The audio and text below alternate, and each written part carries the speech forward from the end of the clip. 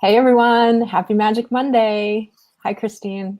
Hey Lorna, happy Magic Rainy Monday. I know, rainy Monday, and we were just saying one of those days, right? We've got barking dogs and technical issues. So, Hmm. fingers crossed that our magic will come through in our live broadcast right now. Yeah. So if you guys checked out the topic, the Buddha says, and I'm sure that you've heard, that pain is, all right, Christine, help me. Pain is inevitable, but suffering is Suffering is optional. optional. Right. And so now we want to attribute that to aging. We want to talk about aging around that because aging is inevitable, but deterioration is optional. Hmm. And it all comes down to what we think, right? And so once again, it's paying attention to, what are we thinking and believing around some of these really, important topics. So aging's a big one, right? Big one. Right. And if you just check in with yourself when you hear the word aging, right? What is the immediate visceral reaction in your body? Do your shoulders slump and you say, "Oh, aging. Oh, it's going to be terrible. I'm just so, it has to happen and it's going to feel bad and I'm going to get wrinkly and I'm going to be in pain." Right. Or is there something else that might be available to you? Right. And it's really important because, when it comes to the body and as we get up on in the years, our body is always for sure giving us all this feedback. So sometimes in the morning, there's like a low energy level, or maybe there's some new achiness and aches and pains, that take you a little while to get going every morning now that maybe weren't here maybe 4, 5, 6 years ago, you know. And what we do with that experience makes all the difference in terms of creating, a different outcome. And the body can cause a lot of worry, so we can go into worry and we can go into sort of ruminating, or maybe we don't even pay attention. Maybe we say, oh my gosh, I can't even handle that right now. I don't have time for this. And we keep Right. going, right? Right. So either way, we're not working with a wise perspective on what's going on. Right. And what if you turned it on its head and instead of having the slumping shoulders and instead of, feeling like this is all just happening to you, what if you took your aging as something that was positive? Right? What if we talk about all the things that are good about getting older, the wisdom, the not caring so much about what other people think and being able to have more time and hopefully more money and more choice in what you're doing with your time. And instead of ignoring those aches and pains or running from them or just saying, this is expected, doing something about it and saying, do I need to stretch differently? Do I need to do stabilizing exercises? Do I need to change up my exercise routine? Right? Christine, we were talking about that before. Yeah. So, back in the day, exercise was beat your body to a pulp,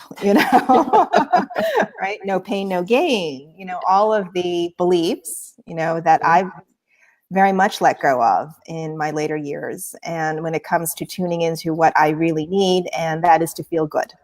And, it sounds like such a simple pathway, but the truth of the matter is how you feel affects everything, so it begins with how your attitudes. So again, our attitudes towards our bodies, our attitudes towards ourselves, and the age and the wisdom that we come into this life stage determines how we think and feel, determines the actions that we take, determines the choices that we think are available to us when it comes to caring for ourselves, right? Yeah. And so much of our work comes back to this, right? How we feel and the relationship that we have with ourselves and our bodies. And so if we're friends with our body and we say, what do you need? What can I give you today? That's a lot different than going and kicking our own butt at the gym. And as you said, no pain, no gain, right? I mean, that, I don't know about you, but that doesn't work for me anymore. It doesn't Nope. work for my body. It doesn't work for my psyche. Nope. I've really, really pulled it back, and at the same time, I keep to the fitness level that my body's asking for. Yes. And the more we know, the more we learn, in the last, 10, 15 years, the science will show you that the mind and the body absolutely are, constantly speaking to each other. Mm-hmm. And our mind programs our biology. So how you think and feel is absolutely relevant to the biochemistry and physiology that we want to create. So we know that the elevated emotions of compassion and care and kindness, right? trigger, the right biochemistry for healing and repair. They actually create the conditions for health to take root. Whereas the opposite, when we allow our thoughts to be, down, to be self-limiting and negative and judgmental with shame and guilt and fear and anxiety, we do the opposite, right? So, I like to say, let's go on a mental and emotional diet, So it's important to think about what we put into the body. But at the end of the day, this conversation we're having is how important, again, our inner environment is, and paying attention to that internal dialogue, because it does program everything when it comes to these physical bodies. Right. And take a look around you. Take a look at the people that are aging vitally. Take a look at the people that have a spring in their step and have no fear of getting older. They actually embrace it. They're aging gracefully, right? Mm-hmm. It's not that they're not aging. That's right. It's just they're glowing while they age. And you can see that, right? Unfortunately, you see more people with the slumped shoulders and the, taking it as life happening to them. But we get to choose. That's not just about genes. It's not just about, oh, that person is lucky.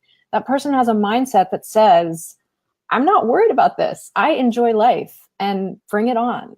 Yes. And mindset is everything. And that's right. So I do, I know some amazing people in their 70s and early 80s who are out there, and they have programmed their mind, which has programmed their bodies to fully participate in what they want to do, and it's so much of it has to come with that mindset. So much of it has to come with the power of our belief system.